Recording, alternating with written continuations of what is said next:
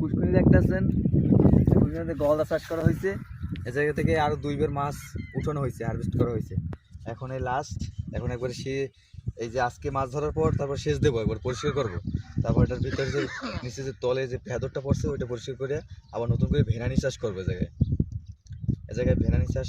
এরপর বর্তমানে তো লবণ পানি, এইখানে ভেনানি চাষ করা বেটার হবে আর কি। এখন চাইতেছি এই কুয়াকাটা ময়পুরে ভেনানি চাষ করবো। এর আগে একটা পুষ্করিণীতে করছি, যদি চেষ্টা করার জন্য ভালো হয়েছে, এখন আবার করবো। জাস্ট আপনাদের দেখাবো যখন ভেনানি যখন চাষ করবো কী হবে। আর এটা লাস্টে যে মাছ যখন ধরবো মাছের একটা ভিডিও পাইবেন অবশ্যই। ভালো লাগলে ভিডিওটা শেয়ার করে দেবেন। অল্পক্ষণ জায়গায় চলে কি জানেন, আপনার যদি একটু জায়গায় বন্দি করে ধুই দিই 10 মিনিট, হয়তো আপনি করবেন আমি থাকতে পারবো না, মাছেরও দরকার। আমি ভিডিও করো করতে কইছি দি গন্ডার ভিডিও দিচ্ছি বাইরে লই দিবি। বাইরে যাবেন? সাদা মাছ কি করতাম? সাদা মাছ এর মধ্যে দাও পরে আমরা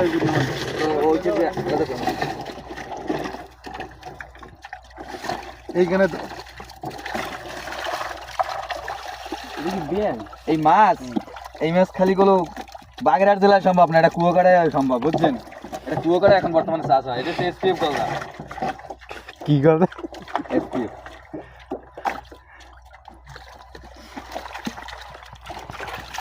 আমি ভিডিও করে ভাই তো দেখাতে পারছি।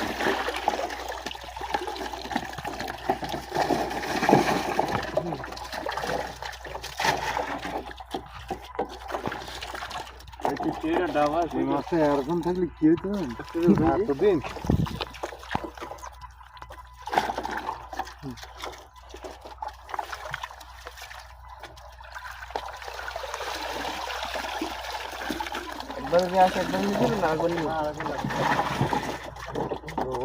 বড় মাছ কেমন?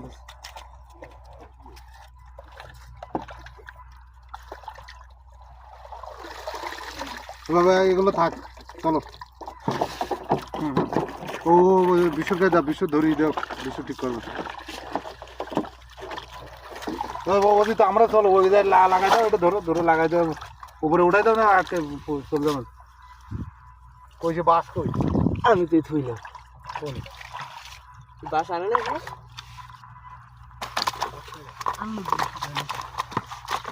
হাতে তো করে লইয়ে যাওয়া যায়।